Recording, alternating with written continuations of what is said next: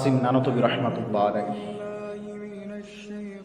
চার নাম দুনিয়ার মাঝখানে মাশহুর, যিনি নাকি দারুল উলুমের বাণী রেখেছেন, যিনি নাকি দারুল উলুম দেওবন্দ মাদ্রাসা যার দ্বারা যার উসিল্লা করে আল্লাহ তাআলা ইদারাকে আল্লাহ তাআলা অত বড় কবুল করেছেন, তিনি সেই কাসিম নানতবী রহমাতুল্লাহ আলাইহি।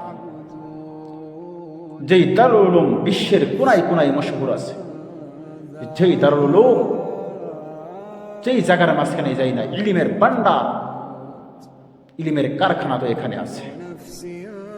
ভাই দোস্ত বুজুর্গ, তিনার এক ওয়াকিয়া বলছি, আল্লাহ তাআলা চাইলে সব কিছু করতে পারেন।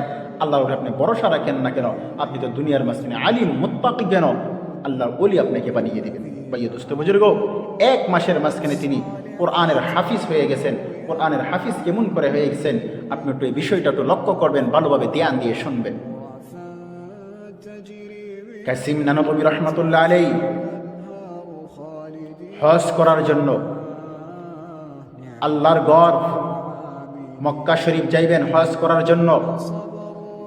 ভাই দোস্ত বুজুর্গ, ওখানের জামানার মতন সেই জামানার মাঝখানে ফ্লাইট ছিল না, উড়াজাহাজ ছিল না, কোনো সুবিধা ছিল না যাওয়ার জন্য। মানুষ কিভাবে যাইতো? উড়া জাহাজ ছিল না, পানি জাহাজ দিয়ে নদী দিয়ে মানুষের সফর করে করে হজ করার জন্য যাইতো। ভাই দোস্ত বুজুর্গ, ওই সময় হজ করার জন্য যাইতে যাইতে 2 মাস 3 মাস সময় লেগে যাইতো। তিনিও ইরাদা করলেন হজ করার জন্য যাবে। এবার কাসিম নানতবী রহমাতুল্লাহ আলাইহি কিছু মানুষ নিয়ে, আলিম উলামা নিয়ে সফর করার জন্য, হজ করার জন্য যাইতেছেন পানি জাহাজ দিয়ে। ভাই দোস্ত বুজুর্গ, যাইতে যাইতে রমজান এসে গেছে। রমজানের আগেই তৈরি হয়ে যেত, রমজানের আগেই বার হইতো। জায়গা যেন আগে গিয়ে পৌঁছে যায় হজ করার জন্য, যাইতে যাইতে অনেক সময় লাগে। এই জন্য রমজানের মাঝখানে বাহির হয়ে যাইতো। যাইতে যাইতে যখন যাইতেছে, এই উড়া জাহাজ পানি জাহাজের মাঝখানে চলা অবস্থায় রমজানের মাস এসে গেছে। এবার তিনি লক্ষ্য করলেন রমজানের মাস তো এসে গেছে, তারাবি তো আমাদের পড়তে হবে। এবার মানুষকে খবর নিলেন যে অত বড় আমরা আলিমের গ্রুপ, আলিম আছে, আলিমে দিন আছে, এখানে কি কেউ হাফিজ আছে? আমরা খতম তারাবি পড়বো, আমরা কোরআন শুনবো, আর আমরা সফর তৈরি করবো, হজের মাঝখানে যাব।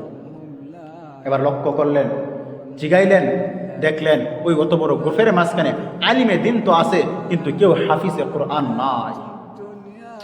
এবার কাসিম নানতবী রহমাতুল্লাহ আলাইহি চিন্তা করতেছে আর বলতেছে, আহারে অত বড় আলিমের গ্রুপ, আর এখানে একজন হাফিজ নাই যে আমরা কোরআন তেলাওয়াত করব, কোরআন শরীফ খতম করে খতম তারাবি পড়ব, আমরা সূরা তারাবি পড়ব, অত বড় আলিম হয়ে তো শরম লাগতেছে, আসপুস করে বলতেছে।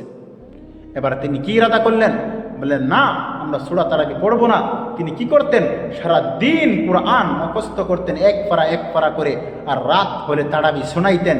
এমন করে করে 30 দিন 30 পারা মুখস্থ করলেন, আর 30 দিন তারাবি শোনাইলেন। 1 মাসের মাঝখানে কাসিম নানতবী রহমাতুল্লাহ আলাইহি হাফিজে কোরআন বনে গেলেন। সুবহানাল্লাহ।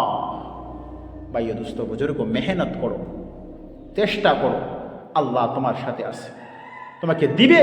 তুমি চেষ্টা করলে সব কিছু পাইবে। হাফিজে কোরআন হয়ে গেছে 1 মাসের মাঝখানে কাসিম নানতবী রহমাতুল্লাহ আলাইহি। আমরাও যদি চেষ্টা করি, মেহনত করি, আল্লাহ তাআলা আমাদেরকেও দিবে। আল্লাহ তাআলা চেষ্টা করলে আল্লাহ তাআলা তার সাথে